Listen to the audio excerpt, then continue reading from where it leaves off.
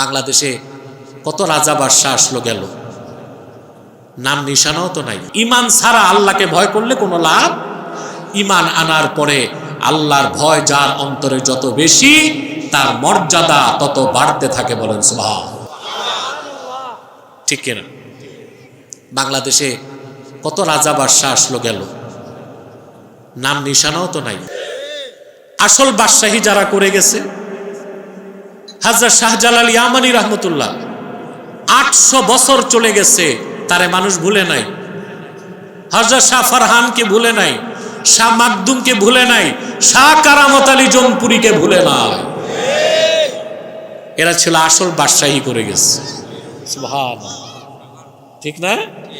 আর যারা রাজা বাদশাহ ছিল এরা কই আছে, এদের চিহ্ন খুঁজে পাওয়া যায় না।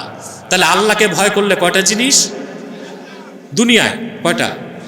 রাহমাত, ইজ্জত। 3 নাম্বার কি? নুসরাত। 3 নাম্বার কি? নুসরাত মানে কুওয়াত, শক্তি। শক্তি শক্তি এটা লাগবে। শক্তি এটা কিন্তু আল্লাহ দেন। মুমিনকে আল্লাহ যে কুওয়াত বা শক্তি দেন, এটাকে মোকাবেলা করার কোনো অস্ত্র কাফেরদের কাছে নাই।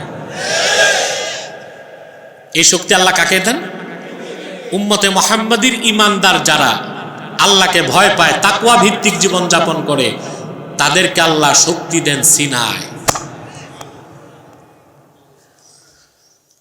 মানুষের শক্তি মাথায়, পশুর শক্তি দেহে, ইমানদারের শক্তি সিনায়। সুবহানাল্লাহ। কোথায়? এই শক্তিকে মোকাবেলা করার কোন শক্তি দুনিয়ায় আছে? আপনাদেরকে একটা দৃষ্টান্ত দেই। 40 বছর আগ থেকে এখন পর্যন্ত সময়ের মধ্যে দিব। 40 বছর আগ থেকে এখন পর্যন্ত সময়ের মধ্যে একটা দৃষ্টান্ত দিচ্ছি। পৃথিবীতে সুপার পাওয়ার হচ্ছে আমেরিকা। 4টা জিনিস যার বেশি থাকে তাকে সুপার পাওয়ার বলা হয়। কয়টা জিনিস আমি বলি, আপনি দেখেন। মানি, মাসল, মিডিয়া, ম্যান্ডেট, সমর্থন। এই 4টা যার বেশি থাকে তাকে বলা হয় কি? Super power. তো এই 4টা সবচেয়ে বেশি এখন আমেরিকার। ওর মানি, টাকা কত জানেন? ওর রিজার্ভ আছে এখন $23 ট্রিলিয়ন। 23। বাংলাদেশের আছে $31 বিলিয়ন। 1000 বিলিয়নে 1 ট্রিলিয়ন, ওর আছে $23 ট্রিলিয়ন। তবে ওর চেয়ে গরিব দেশও নাই পৃথিবীতে, কারণ ওর ঋণ আছে আবার $37 ট্রিলিয়ন। ঋণ কত? তা আছে তো, ভিক্ষুকেরও তো পয়সা থাকে। আপনাদের এখানে এই চাঁদপুর শহরে অনেক ব্যবসায়ী আছে, তার চেয়ে ধনী ঢাকা গুলিস্তানে যারা ভিক্ষা করে।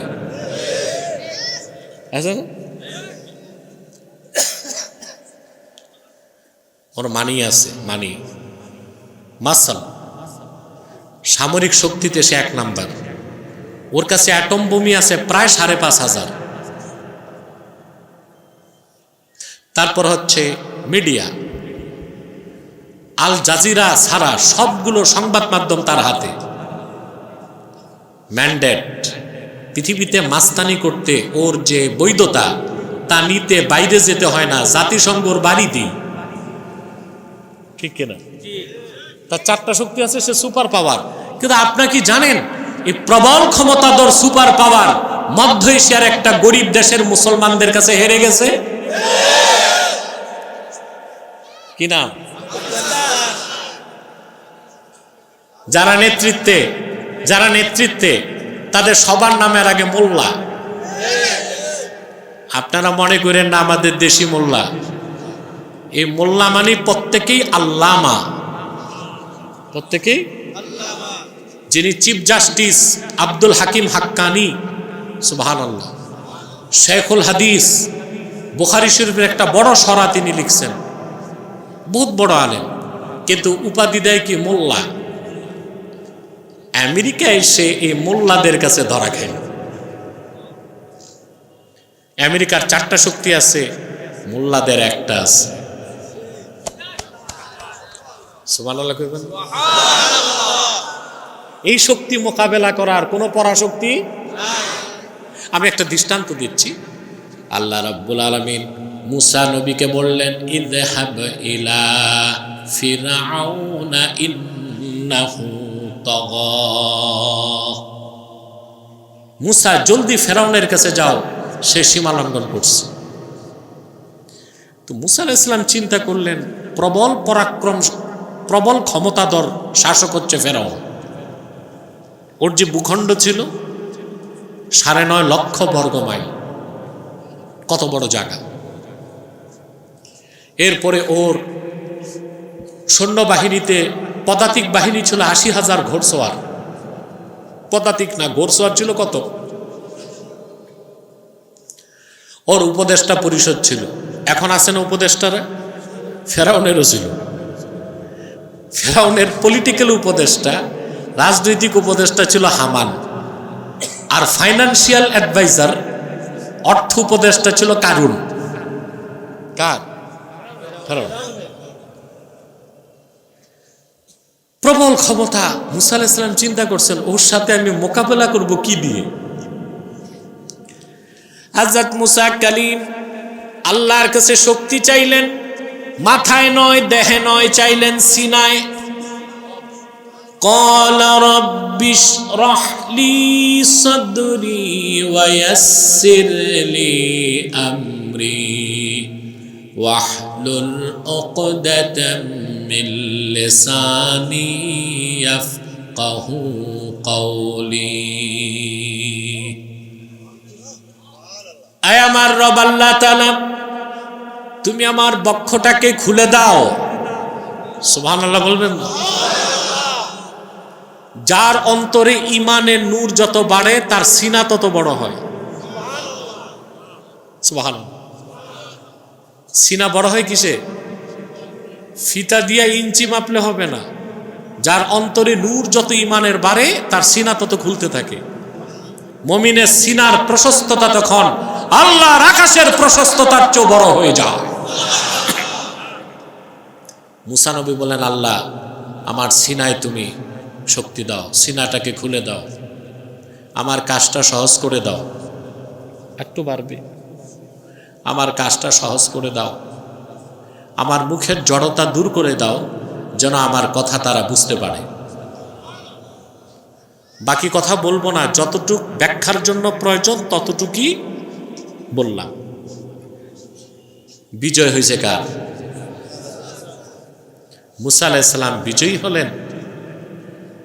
আর সমস্ত গোষ্ঠী শুদ্ধ ফেরাউন বাহারকাল জুমে সলিল সমাধি ঘটল। এটা সিনার শক্তি। এটা কি? সুবহানাল্লাহ।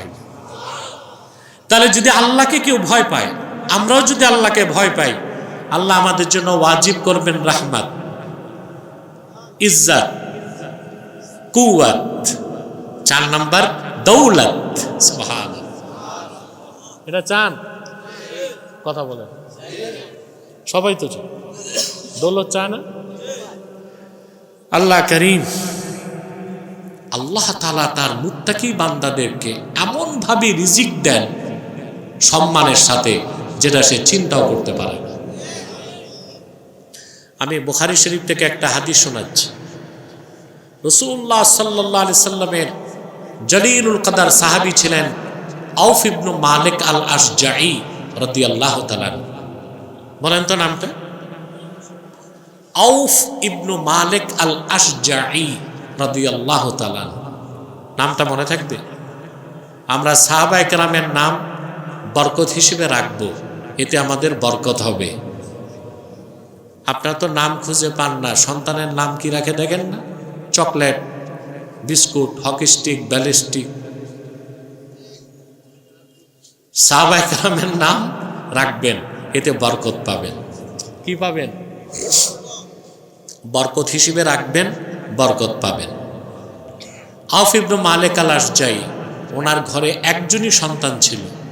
কাফেররা সন্তানটাকে গ্রেফতার করে নিয়ে গেল, মরুভূমিতে বন্দি করে ফেলল। এক বাপের এক ছেলে হারালে কেমন দুঃখ লাগে। আউফ ইবনে মালিক আল-আশজাঈ রাদিয়াল্লাহু তাআলা আনহুর তিনি নিজেও তার স্ত্রী অঝর দ্বারা কাঁদতে লাগলেন। একমাত্র সন্তান হারানোর বেদনা ভুলতে পারলেন না। স্ত্রী তাকে ডেকে বললেন, আউফ, শুধু কান্নাকাটি করে কোনো লাভ নাই। সন্তান হারানোর এই বিপদ থেকে বাঁচার জন্যে আল্লাহর হাবিবের কদমে চলে যা। রাসূলুল্লাহ সাল্লাল্লাহু আলাইহি ওয়াসাল্লামের কাছে যে আপনি শিকায়ত করেন। হাদিস সাক্ষ্য দেয় আউফ ইবনে মালিক আল-আশজাঈ রাদিয়াল্লাহু তাআলা আনহু বুক ভরা দুঃখ আর চক্ষু ভরা পানি নিয়ে আল্লাহর হাবিবের কদমে এসে হাজির হয়ে গেলেন।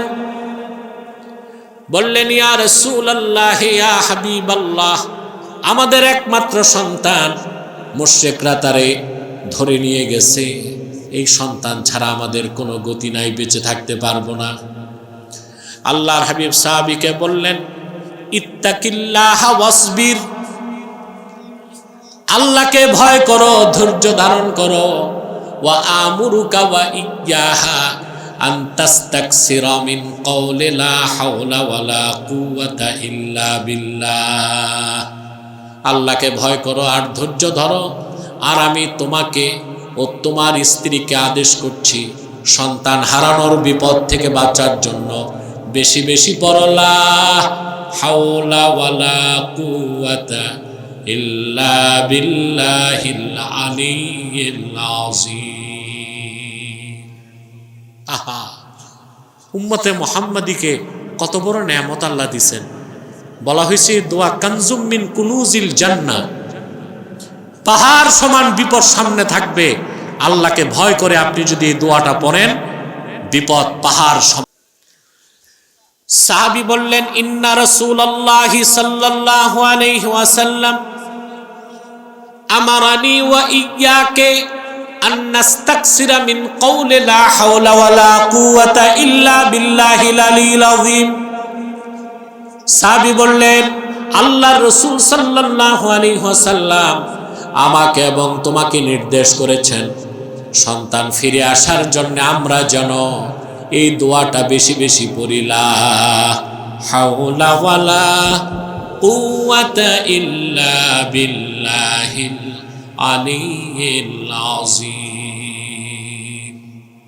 আল্লাহকে ভয় করলো, আল্লাহর উপর ভরসা রাখলো, ধৈর্য ধরলো, দোয়া পড়তে লাগলো। আরেকদিকে আল্লাহ জিম্মা নিলেন তার সন্তানকে মুক্তি দেবার। হাদিস শরীফের মধ্যে এসেছে, মুশরিকরা যেখানে তাকে বন্দী করে রেখেছিল, আল্লাহ তাদের দৃষ্টি অন্যদিক ঘুরাই দিয়েছেন, হাতের বাঁধন ঢিলা করে দিয়েছেন।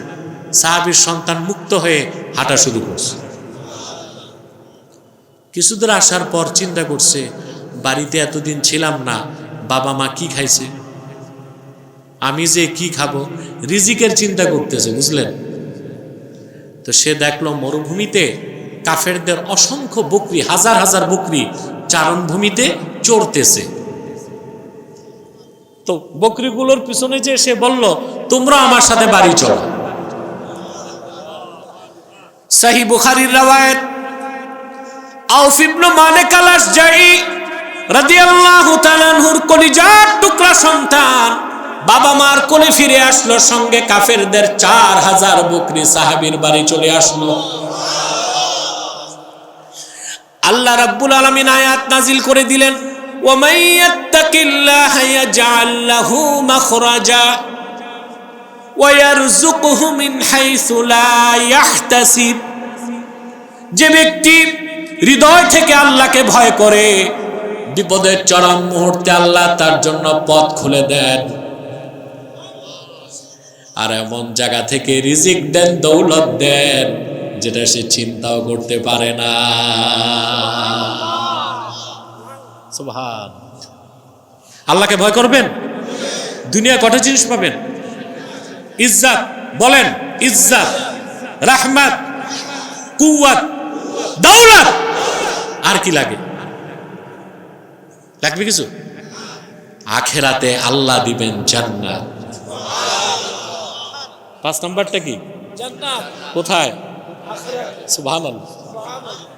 আল্লাহর হাবিব মুহাম্মদ সাল্লাল্লাহু আলাইহি ওয়াসাল্লামের প্রত্যেক ইমানদার উম্মত জান্নাতে যাবে, যত বড় গুনাহগার হোক। সুবহানাল্লাহ কইবেন। তবে রাসূলুল্লাহর উম্মতের মধ্যে যারা আল্লাহ ভীরু, পরহেজগার, মুত্তাকি, আল্লাহ তাদেরকে বিনা আযাবে জান্নাত দিবেন। এখন আপনাদের কাছে আমার প্রশ্ন, আপনার কি জান্নাতে যেতে জাহান্নামে ট্রানজিট করবেন না সরাসরি জান্নাত চান? তাহলে ঈমানের পর কি লাগবে? সবাই সবাই আল্লাহর ভয়, ঠিক কিনা? সুবহানাল্লাহ। আল্লাহকে ভয় করে যদি জীবন যাপন করতে পারেন, মৃত্যু হবে পরিপূর্ণ মুসলিম হিসেবে, আর আপনার জন্য জান্নাত ওয়াজিব হয়ে যাবে। এই ওয়াদা কার? আল্লাহ রাব্বুল আলামিন বলেন, কুল আউনাব্বিউকুম বিখাইরিম মিন যালিকুম লিল্লাযীনা তাকাউ ইনদা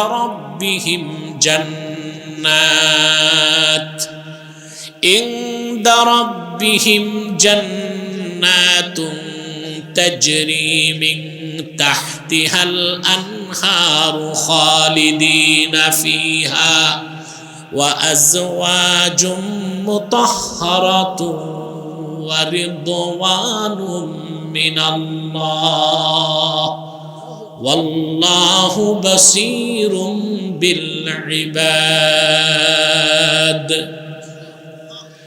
আল্লাহ রাব্বুল আলামিন বলেন, হাবিব আমার মুহাম্মদ সাল্লাল্লাহু আলাইহি ওয়াসাল্লাম মুমিনদেরকে বলে দেন, এই দুনিয়ার বিত্ত বৈভব সহায় সম্পদ এ সব কিছুর চেয়ে উত্তম যে বিষয় তাকে বলবো নাকি তোমাদেরকে? শোনো, তাদের জন্য যারা তাদের রবকে ভয় করে, তাদের রবের কাছে তাদের জন্য রয়েছে অসংখ্য জান্নাত। আহা, খুশি হইলেন না? তাজরি মিন তাহতিহাল আনহার, যে জান্নাত সমূহের নিচ দিয়ে নহর প্রবাহিত। খালিদিনা ফিহা, যেখানে চিরকাল তারা থাকবে। ওয়া আজওয়াজুম মুতাহহারা, তাদের জন্য রয়েছে তাদের রবের জান্নাতে অসংখ্য পবিত্র স্ত্রী। সুবহানাল্লাহ। অসংখ্য পবিত্র, একটা, দুইটা, তিনটা, আদনা মুমিনও 70 জন স্ত্রী পাবে। দুনিয়ায় কয়টা? পারলে লাগলে পারলে লাগলে পারলে লাগলে না পারলে। আমাদের দেশে কিছু মৌলবী সাহেব আছে, ওয়াজ করে, বিয়ে করেন, 4 বিয়ে করা সুন্নাত। কোন কিতাবে এটা নাই 4 বিয়ে করা সুন্নাত। 4 বিয়ে করার অনুমতি আছে, এটাকে সুন্নাত বলার সুযোগ। আরেকজন আসছে পাকিস্তান, করাচি থেকে এসে বলে গেছে, জওয়ানো 4 শাদিয়া করো, 4 शादियां करो, दुनिया और आखिरत की कामयाबी हासिल करो। আমি পাই নাই তারে হাতের কাছে জিগাইতাম, মৌলী সাহেব আপনার না আছে মালপানি, আমার দেশের যুবক তো একটাই টানতে পারে না, 4টা করবে কেমন? 4 বিয়ে করা সুন্নাত, জায়েজ। আল্লাহ বলেছেন, ফানকিহু মা তাবা লাকুম মিনান নিসাই মাসনা ওয়া সুলাসা ওয়া রুবা' ওয়া ইন খিফতুম আল্লা তা'দিলু ফাওয়াহিদা। তোমরা তোমাদের পছন্দের মেয়েদেরকে বিয়ে করো। কয়টা? 2টা, পারলে লাগলে 3টা, পারলে লাগলে 4টা, আর যদি ইনসাফ করার ভয় থাকে 1টা। কয়টা? তা আপনি দুনিয়াতে যত টাকা থাকে আপনার, ইনসাফ করতে পারলো 4টার বেশি না, আর আখিরাতে কমসে কম। আচ্ছা, ওই স্ত্রীদের সাথে দুনিয়ার স্ত্রীর তুলনা আছে? আল্লাহ তাদেরকে বলছেন আজওয়াজুম মুতাহহারা, চির পবিত্রা, ওরা নাপাক হবে না। সুবহানাল্লাহ। দুনিয়া আপনার বউটা একেবারে মিস ওয়ার্ল্ড, বিশ্ব সুন্দরী হোক, কত বছর? কথা আছে একটা বাংলায়, মেয়েরা কুড়িতে বুড়ি, কুড়িতে রূপপুরি, ঠিক না? তা আপনার বউ যদি বিশ্ব সুন্দরী হয়, কতদিন ভাই? এক সময় চামড়া কুচকে যাবে, চেহারার গ্ল্যামারাস কমে যাবে, কথা বলেন, সৌন্দর্যে ভাটা পড়বে, আপনার আকর্ষণ কমে যাবে। কিন্তু হাদিস সাক্ষ্য দেয়, জান্নাতে পবিত্র স্ত্রীর দিকে তাকাবে মমিন, সৌন্দর্য উপভোগ করে দৃষ্টি ফিরায়া আবার তাকাবে, সৌন্দর্য বেড়ে যাবে, আবার নজর ফিরাবে, আবার তাকাবে, যতবার তাকাবে সৌন্দর্য বাড়বে। সুবহানাল্লাহ কইবেন না? তারপর সবচেয়ে বড় পুরস্কার কি জান্নাতে? ওয়া রিদওয়ানুম মিনাল্লাহ, আল্লাহর পক্ষ থেকে স্থায়ী সন্তুষ্টি। আল্লাহু আকবার! এর চেয়ে বড় নেয়ামত বেহেশতে আর কি হবে? বুখারী শরীফের হাদিস, এই আয়াতের তাফসীরে এসেছে, আল্লাহর হাবিব সাল্লাল্লাহু আলাইহি সাল্লাম ইরশাদ করেছেন, জান্নাতীরা যখন জান্নাতে প্রবেশ করবে, স্বয়ং আল্লাহ রাব্বুল আলামিন তাদের সামনে উপস্থিত হবেন। জান্নাতে আল্লাহর দিদারের চেয়ে বড় কোনো নেয়ামত হবে না। লক্ষ লক্ষ বছর পার হয়ে যাবে, মুমিনের কোনো খেয়াল থাকবে না।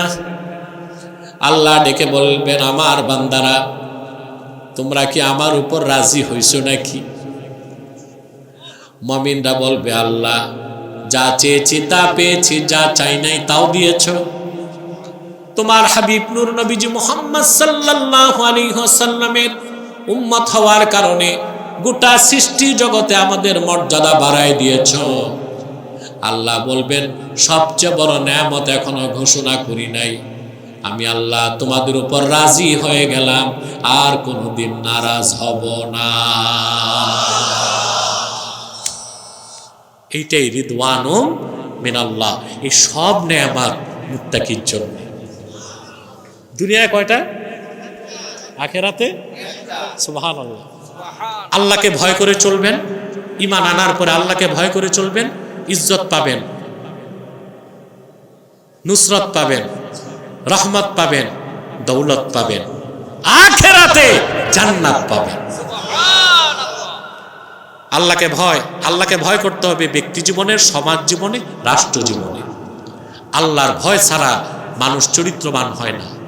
আইন দিয়ে আর সংবিধান সংস্কার করে ভালো জাতি বানানো যাবে না।